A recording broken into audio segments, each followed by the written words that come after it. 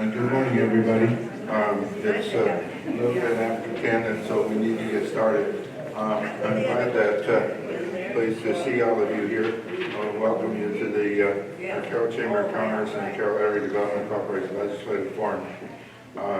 We also want to thank New Hope for hosting our event today. We appreciate the opportunity to connect with the public, with the legislators.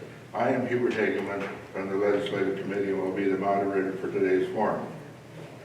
As you can see, we have Senator Craig Williams with us, but we don't have Representative Brian Best because Brian called and said he was sick. So that's what happens. And so Craig is going to be answering all the questions the way it should be answered and that good stuff. Anyway, today's format will include opening statements, prepared questions that have been submitted to the Chamber, as well as questions from the audience. The forum will take about an hour. I have sort of indicated Senator Craig Williams, and thank you for attending today's forum. And with that, I'll move forward. And would you give your opening statement, please? All right, good morning. Can you hear me okay? Yes. All right, I feel a little like a pastor up here. The front row's empty, second row's empty, everybody's in the back. So feel free to fill a chair up here if you'd like to. I'm Senator Williams from Manning, and very, very proud to be your state senator. You're probably all aware it'll be for a very much more limited time than what I originally planned. Hoping to be in the Senate for the next decade or better, representing you folks, but we did some redistricting last session as required by law, and kind of drew a short straw on the redistricting map. So my district currently, and will be through the rest of this year, is Audubon, Carroll, Sac, Buena Vista, and eastern part of Crawford County. So in the new map, they took Buena Vista and Sac off of my district and added the rest of Crawford, Ida, Shelby, and part of Potawatomi County. So it became, I knew it was going to become bigger, I just didn't realize it was going to change as drastically as it did. So in the new district, I would have to run up against Senator Jason Schultz, who's from Schleswig, and has been covering most of that territory already. And Senator Schultz and I, we're not twins, I got hair, but we think an awful lot alike, and we do things an awful lot alike. He's the kind of guy that I would like to vote for to represent me as well. So Senator Schultz is 10 years my junior, has 12 more years in the Senate. He's been a fire chief in the military, and he's a farmer, good guy, and I think he'll do a great job for us. So that was my choice, was to either run in a primary against somebody that I like, or to step aside, and I decided to step aside and let him continue, or at least you'll still have to vote for him, he'll still have to run for the office, but I won't primary against him. Brian Best in the House, really big of him to get sick yesterday, but I'll just, if I don't have an answer to a question, I'll say, Brian, take it. We'll just do something like that. But no, I don't know why Brian's sick. I know that COVID has been going around in the legislature. We had 3 of the Democrat senators came down with COVID last week. And these are folks that are triple vaccinated and wearing their masks all the time. And I don't know where they picked up COVID. It wasn't apparently in the Senate, but they picked it up somewhere, and it's going around. I probably know more people with COVID in the last 2 months than in the previous 2 years combined. So it's not going away. It probably isn't going to go away anytime soon. Anyway, I was going in a different direction with that. So Brian and I have talked, and Brian's going to run for House again. At least that's his plan for now. And if he decided to not run, I would run for that spot. Or if Jason decided not to run for Senate, I would run for that spot.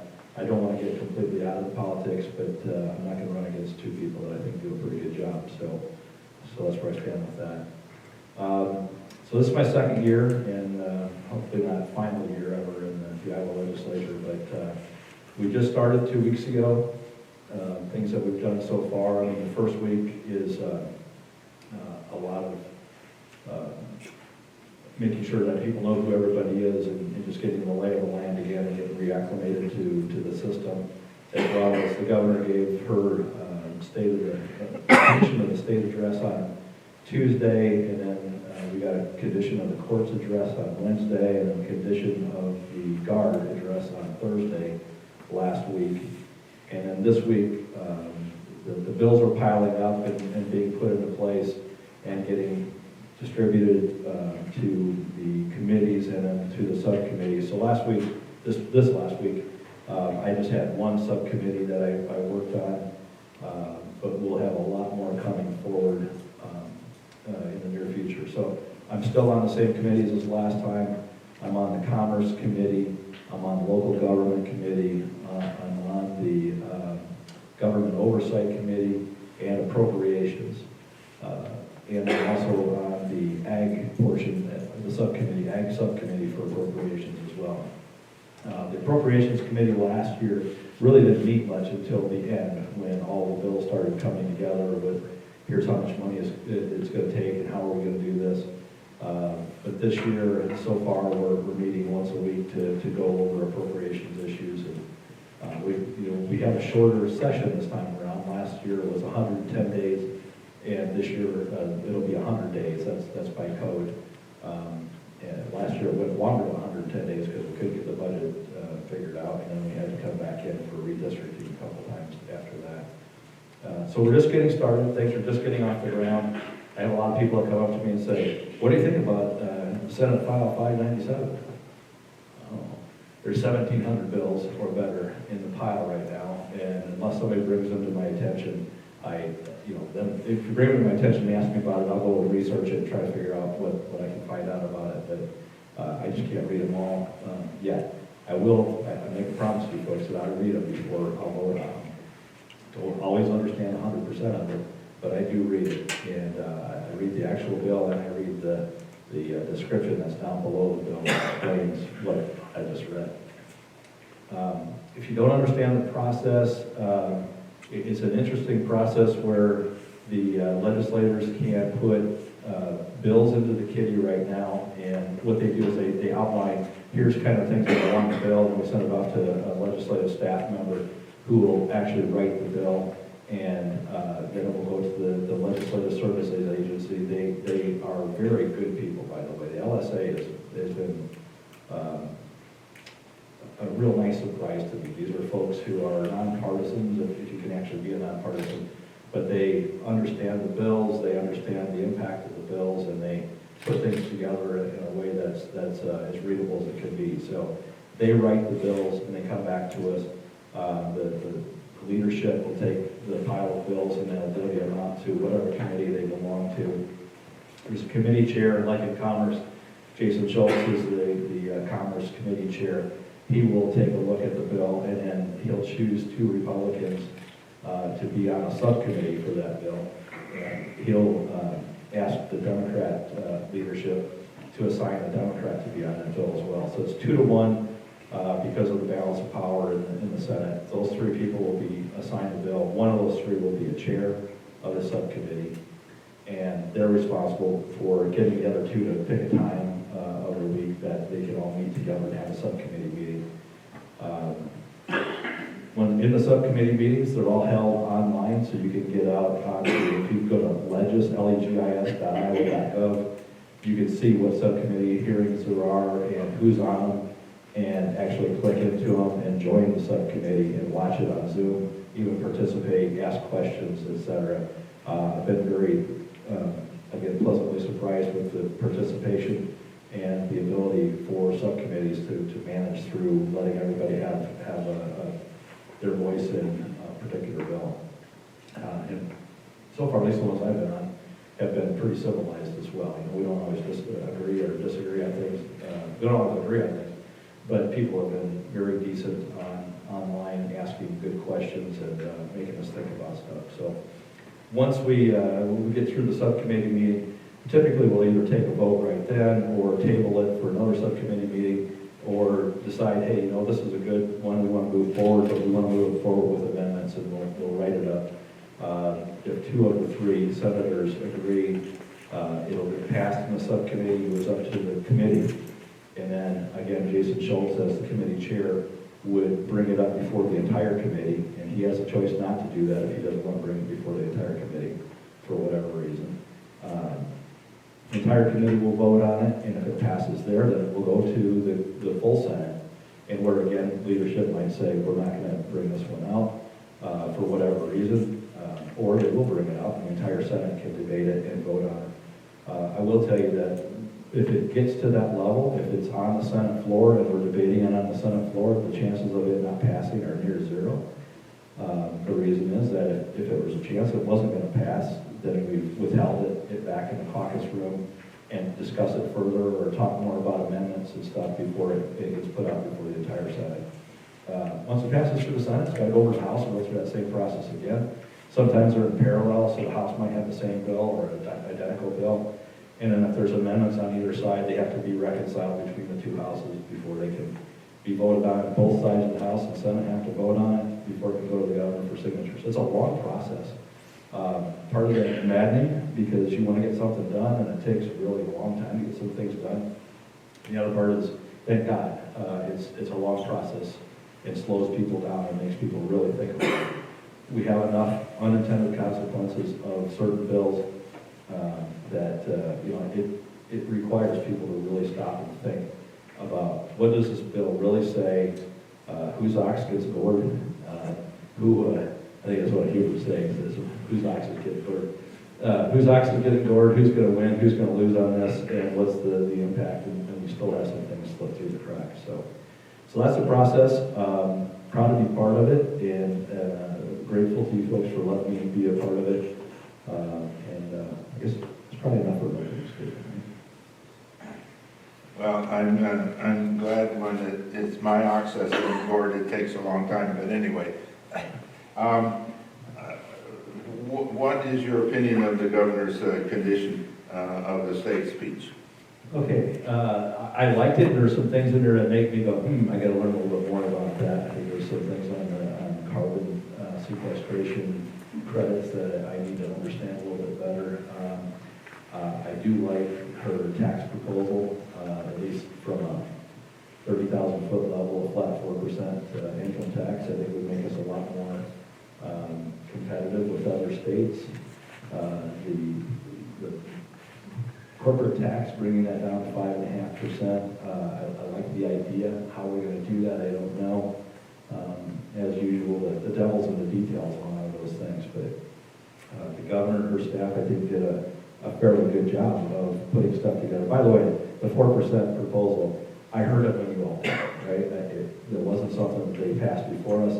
It was something that, when in the condition of the state address, she said 4%. Now it's the first I heard of it. So we've been talking outside of the Senate about getting rid of income taxes altogether, which I'm not sure can be accomplished, and what the impact of that might be. And so when she came up with a 4% flat tax, I thought that was a pretty good idea, and we'll have to look at what the details of that are. By the way, the details did come out Thursday, and so I did my first read through that bill. I think it's SSB 2034, but don't quote me on it. I think that's it, which is on the levis.iowa.gov site. You can read it. And when you read the bills, they're full of spaghetti, right? I mean, they've got references to 16 other sections of code that if you don't understand those sections of code, you really can't get the entire gist of the bill. So I've done my first read through it and my first read through the description of it. But I'm going to have to read it a couple more times, and of course, it still has to get through the subcommittees, committees, and et cetera, before it'll get, I guess, for the vote. Okay, how do your priorities align with the governor, and why is it important to Carroll County? So I didn't list out all of the priorities that she laid out, but I think most of them line up fairly well. We are one of the highest tax states in the nation, and is that why people don't come here or why people leave? I don't know. But we need to be more competitive if we want to compete with everybody else. So that aligns with one of my priorities. She also laid out some changes to the unemployment law, and I'm in favor of that as well. If you're not familiar today, if you go on unemployment, you get 6 months, 26 weeks of unemployment pay. And when we have 2% unemployment overall, we've got 75,000 to as much as 115,000 open jobs in the state and 62,000 people on unemployment. There's something that's not quite right there. So she wants to change that.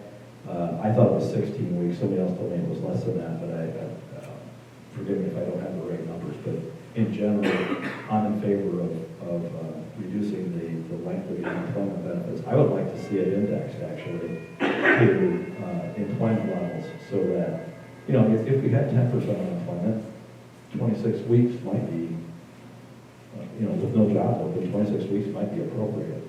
So if you change it to 16 and it's just a flat 16, that may be a problem if we ever get into a situation where we have a lot of open jobs, or no open jobs, but a lot of people seeking it. So that, in general, I agree with what she wants to do, but I would like to see it indexed to the current situation. What else? So she talked a bit about the carbon sequestration, and that's becoming a big deal. I don't know how much that's going to get into the Iowa legislature. It's in the Iowa Utilities Board right now. If you're not familiar here, we've got 3 pipelines being proposed in Iowa, one here in western Iowa that would go through western Iowa, parts of Nebraska, and all the way up to North Dakota, where they're taking CO2 emissions from ethanol plants, putting it into a pipe, shipping it to North Dakota, and then they're going to drill a hole a mile deep and shut it down into the ground, and that's sequestering CO2. As goofy as it sounds, the science is actually sound on that. I've done some work in carbon sequestration in the past. The science actually does work, but it's a matter of, we're going to put a pipeline across a whole lot of people's farm fields and yards and stuff. And I think it's a $4 billion project here. And there's 2 more of them on the eastern side of the state that will both end up going to Illinois to be done the same thing, that mile deep and shut down into the ground there. When you look at it, it's a $4 billion price tag, I think, on the one here just in western Iowa. That apparently the federal government is supposed to pay for potentially, but that doesn't cover all the land that goes through and the farm fields, et cetera. So she didn't say anything specifically about it. She just talked about needing to invest more in carbon sequestration. There's a lot of other ways you can do that. Cover crops and trees, et cetera, can be used to sequester carbon. So it's in line with my thinking, but again, we need to look at the details of that. Okay, getting back again a little bit to the tax reform. Currently, many local taxpayers donate to things like the Monsignor Lafferty Fund, New Hope Church, St. Anthony Regional Hospital, with the expectation that there is tax credit. Under current Senate Ways and Means leadership, it sounds like tax credits may go away. If that happens, what do you believe will incentivize individuals to donate to such funds? Okay, so I've done Monsignor Lafferty myself before. It's an interesting fund, and I'm trying to remember what the fund is called, but it's a alternative teacher education fund. Yeah. Anyway, It's for the Diocese of Sioux City. Is used that for that, but it is part of another, what's really a part of the legislative bill. I don't remember exactly. Yeah, so there's a whole lot of these type of organizations around that you can donate money to, and they use that money to give Tax scholarships basically to people who otherwise can't afford to go to like Kemper or a parochial school. And if you donate to that fund, you can get a 75% of that fund as a tax credit back from Iowa state taxes. and then probably a federal tax as well. It's been a while since I looked at that, but, so yeah, that one could be a problem. And there's a bunch of them, right? So it's not just Monsignor Lafferty, there's like 30 of those, I think, across the state. And a whole lot of different schools that are involved in that. So that's something we're gonna have to look at and understand. Now, when I read the bill, I didn't see specific details on what credits might be taken away. It's pretty clear that if you're gonna get income taxes down to a 4% flat tax, and today they're 8.53 is the high end. Next year it'll be 6% will be the high end, it'll come down from there. But if you're gonna do that, and bring that down, something's gotta give. We have a significant budget excess today. There's $1.25 billion of excess in the taxpayer relief fund, and we expect that to be a $2 billion excess before the end of the year, end of the fiscal year. And then there's another $1 billion in cash reserves in the state. So we've got room to bring income taxes down without and get ourselves back close to the zero-based budget. I don't know what they call it that, but down to where we don't have so much excess reserves. But if you bring it all the way down to 4%, something else is going to have to give. So what is it going to be? Probably some credits are going to go away. Is it going to be these credits or all credits? I don't know yet. That's another devil's in the details type of thing that we're going to have to look at. And what people will do after they get down to 4%. I don't know if they'll continue to donate to those things or not. It's definitely something that we're going to be concerned about. Actually, last year, I think it was just last year, it went from 65% up to 75%. Yeah. And so it's top of mind for some folks in the Reynolds administration. So I just don't know yet if it's going to actually go away. Now, also, when you do your taxes, there's a standard deduction that you get. And I think it was for family, filing a joint return is $5,240, if I have that right. So unless you're donating more than $5,240 and have that much in standard itemized deductions, you can't deduct some stuff that you're donating anyway. A lot of people don't have that much in itemized deductions. So that would be an issue. I don't know when you bring it down to 4%, is all of the itemized deductions and the standard deduction go away. I just don't know yet until we get into the nuts and bolts of how that's going to work. Yeah, I'd be concerned about Monsignor Lafferty. The other ones, it's different because that's part of your itemized deductions to other places, but the Monsignor Lafferty is a credit, I believe, so it's handled differently in the taxes. Okay, moving on, many workforce bills attempt to put Iowans to work, yet consistently we hear that there are not enough people in Iowa. Is there any talk of policy outside of what we have already tried that will try and bring people to grow Iowa? I think it's always talked about. I mean, it's I don't care where you go, labor is an issue right now, right? I mean, that's why we have 2% unemployment here. And I think the highest around us is Crawford at 3.3, which is pretty low. We've got quite a few jobs open, quite a few people on unemployment, and we need more bodies to fill the jobs that we have. But where they come from, I don't know. What else are we working on? Lowering taxes might help bring some people to the state of Iowa. The broadband access, I think, will bring some more people to the state of Iowa. It's not an easy thing to do, right? It's not easy. We can't. Well, actually, we've got a company here in Iowa that is cloning. I guess we could work that out. But cloning is probably not going to work either. Y'all need to have more kids, more grandkids, more grandkids. I got 5 grandkids now. I could have known how much fun that was. We'd have done that first.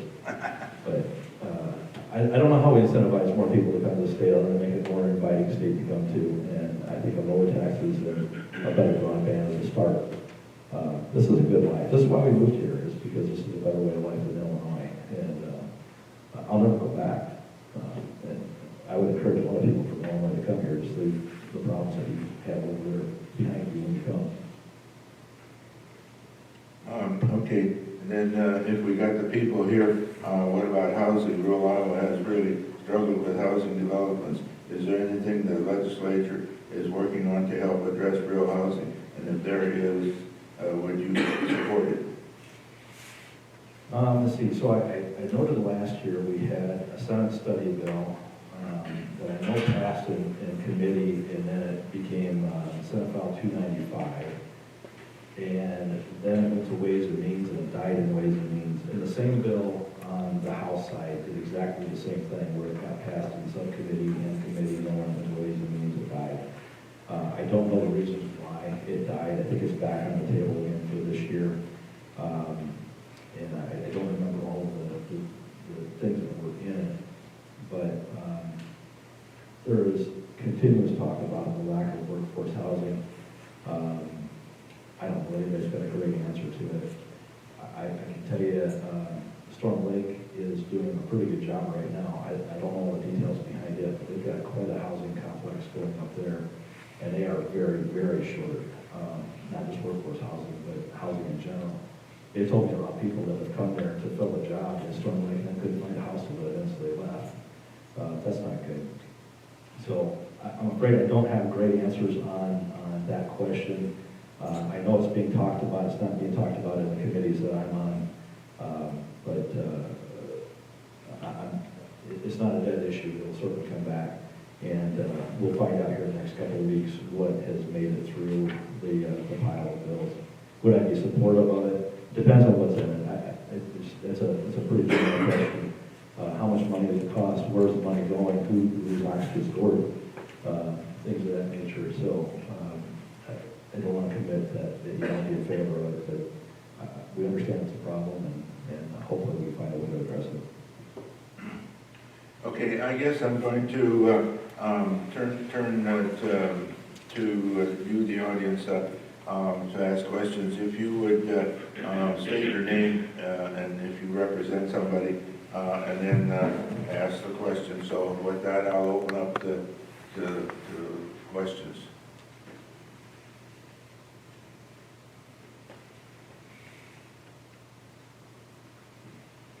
Okay, I got some more questions that I can ask Craig, but if you think of something along the way, if you would hold up your hand, I'll break in and get your question. So I guess one kind of interesting thing happened in the Senate is why was the press removed from their usual spot on the floor of the House and Senate? Does this hinder transparency? Okay, good question. So I wasn't involved in the decision, but I can tell you what's going on there. If you look at the Senate, there's what we call the Senate well, which is where the Senate president sits right in the center in front of me. And on either side of the Senate president is what we call press row, and there's 5 or 6 chairs on either side of that. Typically empty, unless we're talking about something that is of huge interest. Then the press fills it up, and we have issues with who gets what seat and what press member is a real press member versus a blogger, etc. So I think for the last, the building has been around for about 120 years or so, and so for all that time, the Senate has had that press row utilized. During the COVID outbreaks in 2020, they cleared that out and said, you guys can't be in here, and we're trying to mitigate the COVID circumstances to the extent possible. Last year was the same thing. Nobody was allowed in the press row. You could be up in the balcony if you wanted to. I didn't see a lot of takers on that. There was some, but not many. And anyway, that was the deal with that. So this year, comes along this year, we still have COVID around. But the House decided it was okay to refill press row, and the Senate decided that they weren't going to refill press row, but that you could still do the balcony. The reasoning that they gave us was just that there are so many different media outlets now that it was problematic to decide who got the seats in the front. True or not, I don't know, but the reality of it is that where they were before, And where they have to be now is literally 12 feet from sitting down here on the floor to being right up there in the balcony. Maybe 3 feet behind, 12 feet above. But, I've heard claims of violating the First Amendment rights because they aren't on the Senate floor. It's silly. I'm sorry, but you can do the same job from 12 feet up. If we had them on the floor, I'm confident that the other side of the aisle would complain about potential COVID outbreaks, etc. So, should they be there? Shouldn't they be there? I just don't think that it's that big of a deal. They could be up where they're at. I would rather use that press row there for guests and regular citizens to be able to be at. One of the comments that I made to somebody was, well, if it's violates the First Amendment for the press to be 12 feet up, why doesn't it violate it for them to have to be behind that bar? Why can't they be right here in front of me, or standing behind me, or around me, or doing whatever they want? I mean, there's got to be some limitation somewhere. They're complaining about it. I don't know if it'll change. I don't have any say in that. That's something that the Senate majority gets to decide what the rules of the chambers are, and I'll support them on it one way or another. There's been much ado about not much. Okay, what are some of the top issues that you're hearing from your constituency? So the taxes, unemployment, workforce, child care are probably some of the bigger ones, and that god-awful bottle bill that just won't go away. 40 years that we've been messing around with that thing. I actually sat down with one of the lead senators on that the other day and asked him to give me an update on where are we at with that bottle bill. And he said, closer than we've ever been before. That doesn't help me much. Those are the big ones I've been hearing. There's some issues here and there on some oddball things that have happened. I do have a father who has come to us with some issues with, without getting into too many details here, is he found out that one of his children wasn't one of his children, and he's been paying child support for a number of years, and he says that 1 out of 25 dads in Iowa are not the father of their child and don't know it. So those are kind of issues that come up. I don't know what I can do. I can't fix that. It is what it is. He wants us to add some laws that would require some DNA testing at birth. I don't know. We'll discuss it and we'll see what we can do to help him out. But yeah, those are kind of issues. Other issues that I think everybody's been talking about is some of the books that are in our schools and schools in general.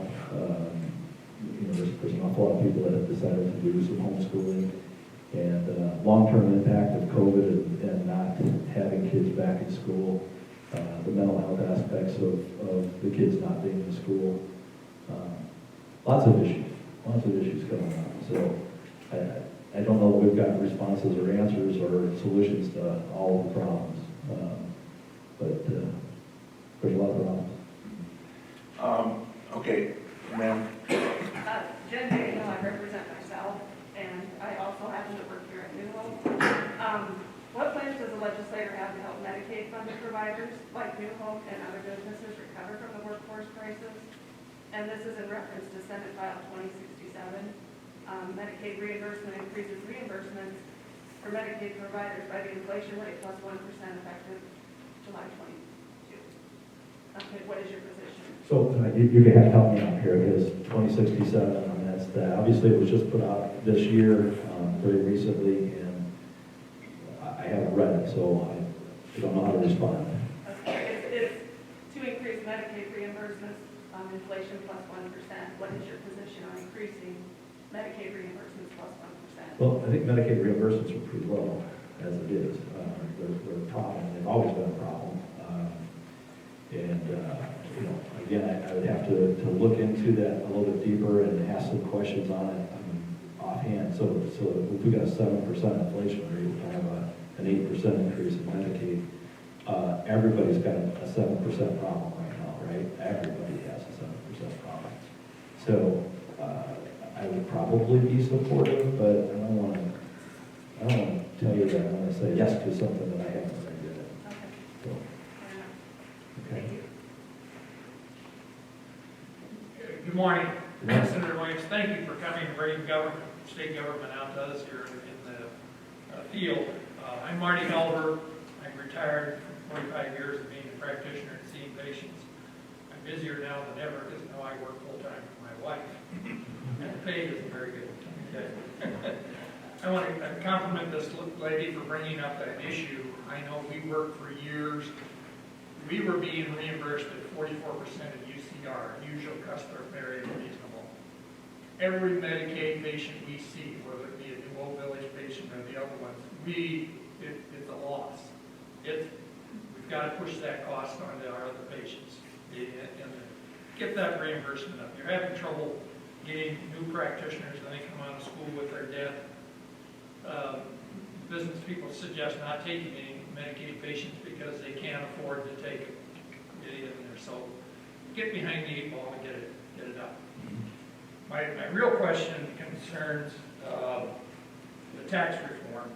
You know, I feel that having been in business all these years, paying taxes is kind of like wearing bib overalls or cargo pants. You know, I've got a lot of pockets. The state is in one, taking property tax out. You know, not only the commercial, where you get commercial, you pay your house taxes, you pay your farm taxes, you got sales tax, you get every tax in there. When we have a business or at home, we've got to have balance, both the inputs and outputs. How about looking at some of the spending? Where would you suggest the state, the government start to cut back some of the excess spending? Thank you. That is a great question. And I wish I were on Ways and Means and some of the other committees where I could really get into some of the excess spending, because we definitely have excess spending. One of them, I think, is just in a reorganization of the state in general. We've got a lot of committees and a lot of groups that are duplicative, I think. Probably fewer than we've had before, but we've got plenty. I can't keep track of all the associations and all of the different committees and groups in the state government. I really would like to get myself an org chart of everybody in state government, but I don't know if there's enough paper to print on it. So where do we cut back? I don't know that I've got a list here available for you today, but I'll check in on that. I think we spend plenty of money and could probably cut back on a lot of things. Every time we cut back on something, it ends up just getting shifted over somewhere else, though, right? So I guess I should ask, do you have any suggestions, Marty, on where we should cut back? Well, no matter where you cut back, there's going to be some group that doesn't, you have to cut. Some ox get gored somewhere. Yes, and just, I think holding everybody accountable. Yeah. And I think you do, for your budget hearings and everything like that. And I'm, again, back to the budget thing, your revenue estimating committee hasn't come in with what you expect, so don't cut it too much, although I'd like to see it before you find out what you're going to get. Yeah, the revenue estimating committee for the last several cycles has actually increased the amount that they had anticipated. So they've been a conservative number so far, saying we expect this, and then the next time it comes out, it wasn't that, it was this. And so we've been pleasantly surprised on all of them. I hope we continue to be pleasantly surprised on all the estimates. I do know also that they're looking at a 5-year span, so it's not just, hey, what do we have in the bank right now? How can we spend it, or how can we divvy that back out? But what does it look like for the next 5 years? That I think those things probably, I don't want to speak out of turn, I guess, but we call them, in business, we call them a black swan event, where something happens that nobody anticipated, like COVID. right? What impact was COVID going to have? Well, back in 2019, who managed for that? Nobody did. So outside of the black swan event, here's what the next 5 years looks like, and here's how we can make changes. So I am all for cutting government and cutting government wasteful spending. But again, somebody's ox is going to get lowered. I tell you, one of the amazing things in the Senate is just the number of lobbyists that show up to talk to you. And I want to go back to the bottle bill because I think it's a good example. I did the math on it, and no one has been able to, or no one has tried to prove me wrong on the dollar amounts that get put into the system where you're paying a nickel, but you don't bring the can back. And so where does that nickel go? The distributor keeps it tax-free for forever. And how much does those nickels add up to? And the estimates are somewhere between $20 and $50 million a year of tax-free revenue. So I think it's closer to 20, but don't know that. Anyway, you can tell the bottle redemption center here in Carroll is hurting. They can't find people, they can't pay them enough.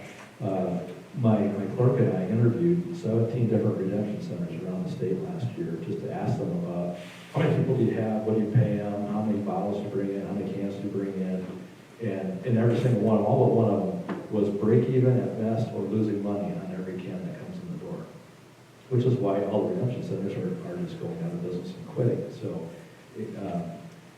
the distributors have at least 3 different lobbyists that come to see us to explain to us why we can't change the bottle bill. And the redemption centers have 0 because they don't have enough money to operate. Who's going to pay for the lobbyists to come and talk to me about it? So where's I going with that? If you gore enough oxes, there will be a pile of lobbyists at your door waiting to tell you why you did something wrong. So that's another one of the reasons I think a lot of the wheels in the Senate go rather slowly.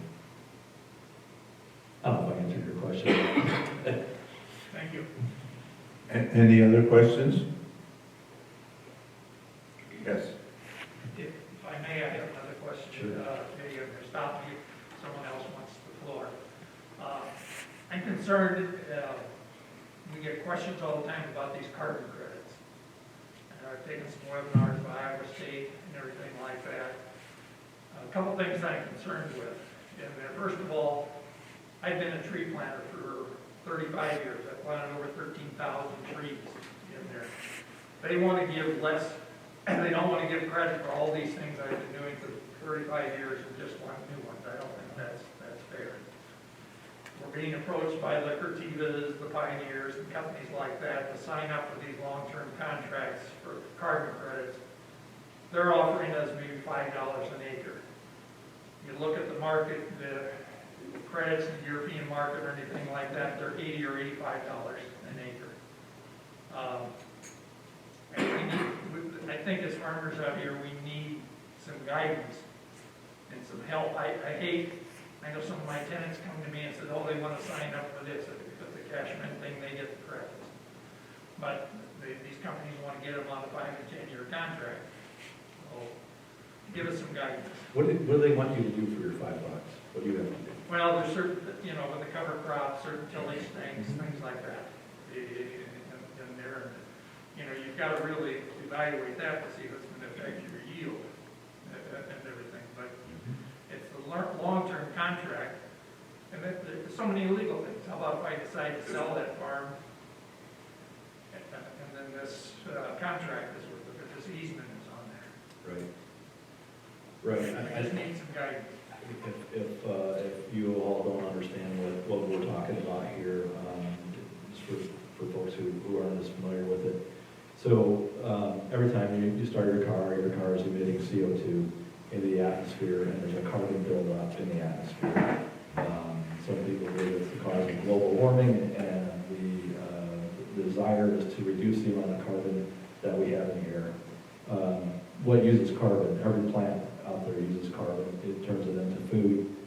So more trees takes more carbon out of the atmosphere, turns it into food, and grows leaves and so on. So people complain about all the cornfields. Corn is green, and it uses carbon to grow. corn actually takes carbon out of the atmosphere, right?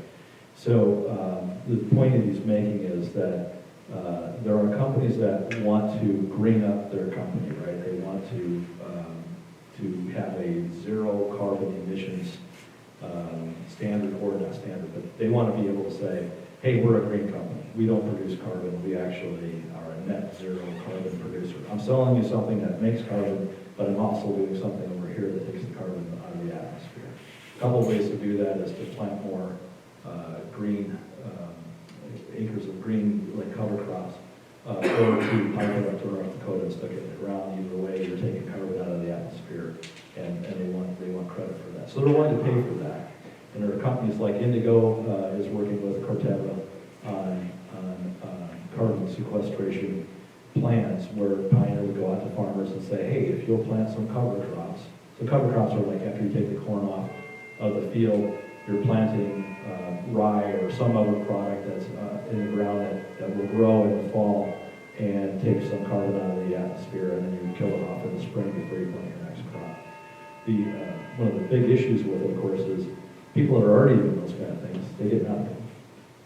Thanks for having done it, thanks for having helped clean up our emissions, but hey, you over there who hasn't been doing anything, we're going to be willing to pay you now to start doing it. So it isn't fair. It is the way it is, but it's an interesting program. It's one of the first things that Indigo has done that I completely understand, somewhat understand what they're doing. But the dollar amounts don't add up, right? Because you still have to run a tractor across the ground. You still have to pay diesel. You still have to plant the seed, and in the spring you have to kill off the crop that you grew over fall and winter. So it's an interesting proposal. I don't know how many takers are going to be in it. I think there's going to be more and more takers as farmers understand it. But let me say this though: there's a lot of people in ag industry who think cover crops are the answer to all kinds of things, and they're not the answer to everything. They're a good answer to some farms and a bad answer on other farms. So there's not a one size fits all on that thing. I kind of got off track of your carbon credits, but cover crops aren't the answer to every farm, and everybody can't do exactly the same thing and get the same results out of it. It just doesn't work that way. So I don't know if I can give you any clear guidance on it. I mean, from what I can see, and I probably shouldn't say this on the air, but a sit and wait is probably the best approach, because that number is just going to grow in dollar amounts, and yeah, you'll get yourself locked into a 10-year contract that I don't know if you get out of. So, gosh, don't say I said that. I think another thing you need to protect, one of the biggest industries in our state is the livestock industry. And it depends on how the laws come. We make, with methane gas they produce and things like that. Let's not sell all our carbon credits and not have any credits to take so we can support their livestock. I hadn't even thought about that. That's a really good point. There's a lot of effort to end livestock farming. So yeah, I hadn't even thought about that. Interesting point. So we are doing some things, and they're doing it at the federal level too, which I wish the federal government would stay out of it, because they don't tend to make things better, right? We've got a pretty good state here for cattle, and there's only 4 major beef processing companies in the country, and 2 of them are not owned by American companies, right? One's a Brazilian, was it China that owns one? And they're making bank. They're doing pretty well at the processing company, while paying farmers about break even or less amounts for the cattle that they're bringing in. I think we need some more competition there. I'd be very supportive of more competition with the processing companies.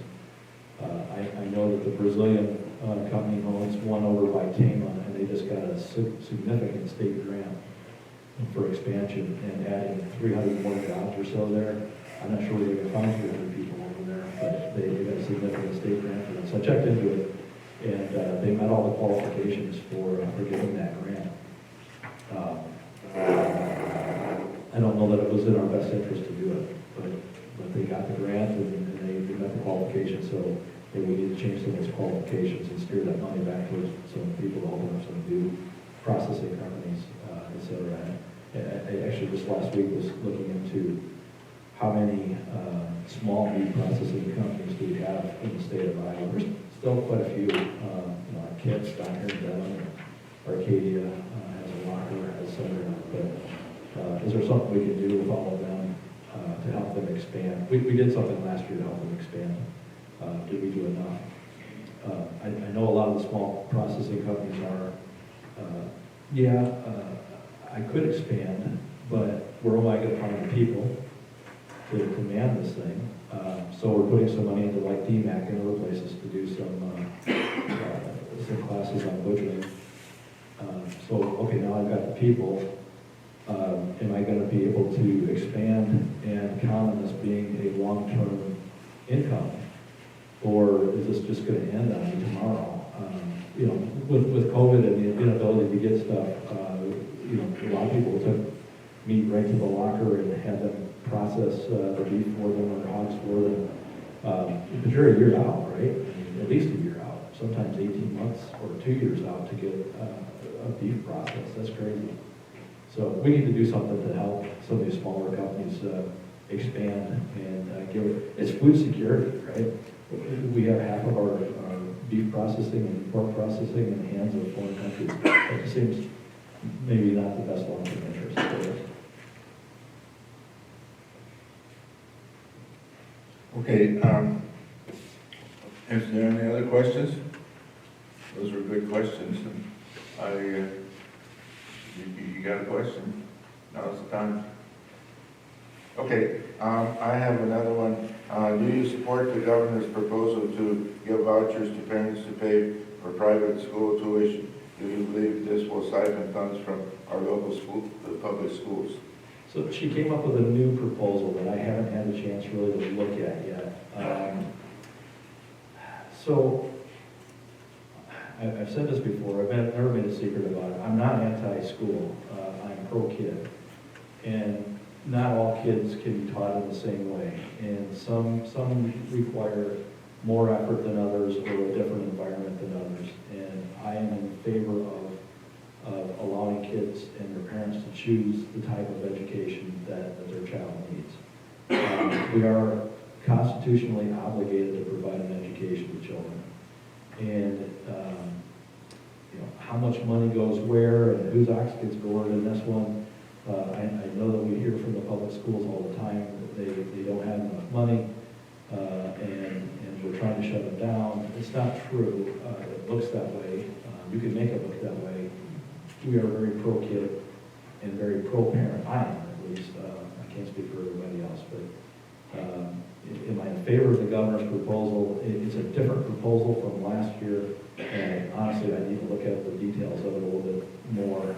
I think it's more focused on inner city kids than what it was the last time around. So I probably didn't answer your question very well. I just don't know just yet. But I am pro-kid, and I want the kids to get an education, and we messed them up this last year, not having them in school. Okay, sort of a follow-up on that. The governor has proposed a 2.5% increase for public schools, that there is a 7% inflation rate. Do you feel this increase will adequately fund our schools? Yeah, that's a great question. I'm anti-7% inflation. We didn't cause that one, but we're all going to pay the price on it. Is that enough to adequately fund the schools? Probably not. Indexing for inflation, it's an artificial inflation. I'm sorry, folks, but we didn't have to do what we're doing right now. And I think probably, maybe many of the people, not everybody in this room, lived through the Carter years. And I was a Carter fan back then. I was 12 years old. So, but we lived through high inflation, high interest rates. When I lived in Illinois, in Rockford, we had a 25% unemployment rate. So anyway, I would like to see us do a lot more effort to bring this inflation back down to reality and back down to normal than keep chasing inflation. You can never catch up when the inflation gets away from you. So that's not a good answer to your question. It's probably not enough money at 2.5%. But what can we do about it? We'll have to take a lot further. Okay, I kind of hesitant to ask this question because I think, Hasn't stopped you so far. well, you will run out of time. The Iowa Dot is scheduled to start construction of a Super 2 for Lisbon to DeWitt in 2025. Assuming this moves forward, it sounds like there will no longer be any chance for 4-lane highways in Iowa. What is your opinion of this and the effect it will have on Carroll County and all communities that live along Highway 30 corridor? Yeah, so it's an interesting question. I get hit up from folks that wanting a 4-lane all the way through Carroll a lot, and I do understand it, but there's also, the DOT has long-term plans, and, you know, getting legislature to dig down to long-term plans of the DOT is probably not the best idea either. So I think for the near future, a Super 2 makes an awful lot of sense. And I just have to defer to the DOT on decent judgment on what we should do with that 2-lane or 4-lane. What impact will it have on Carroll? I don't guess I really know. I'd have to look to you folks on how big is it really, is this really an issue? I don't know. It does seem like the DOT had some pretty good reasoning for wanting to do the model that they're doing. Plus, there's a cost factor. It's pretty significant amount of money that they're putting into it. I didn't run out of time, but Well, have you got any closing remarks that you want to make? yeah, just thank you again for letting me represent you in the Senate. I don't always get it right. I do look to you folks for insight and information on those things that I just don't understand. Nobody could possibly know everything there is to know about everything there is to know, right? So I do appreciate when people send me emails and keep them short, keep them sweet, to the point, what your point is. Make sure to put your name and town at the bottom so I know that you're from here. I get an awful lot of, I'm your constituent, and then you find out the person's from Polk County, not my constituent. Not that I don't care about them, but I want to focus on people around here, right? So please do communicate with me, pro or con, let me know what you're thinking. Be nice about it. I'll try to reciprocate to the extent possible. And I enjoy it. I thank you for allowing me to do it. It really is a privilege to be in it. And there's 50 senators, right? So I get to be one of 50 in the state. That's pretty cool. I mean, okay, so my vote only counts 2%, but there's only 50 of us out of 3.2 million people, so that's pretty cool. And I really do enjoy it. So thank you for that. Okay, with that, I'll thank Greg for filling in the time and answering all the questions. Again, I want to thank New Hope for hosting this place, of this forum. And then I want to thank the members of the Legislative Committee for organizing the forum. We have Mike Bo Weaver, one of them, Superintendent Baru, and myself, and then Matt Miners from the chamber is the one that has to try to herd these cats around sometimes on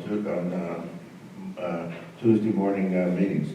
The remainder of upcoming forums is February 19th at 10 a.m. at DMAC, March 19th at 10 a.m. at the Greater Legion, and April 9th at 10 a.m. at the Glidden Library. Again, I want to thank everybody for coming, and have a good day. Thank you.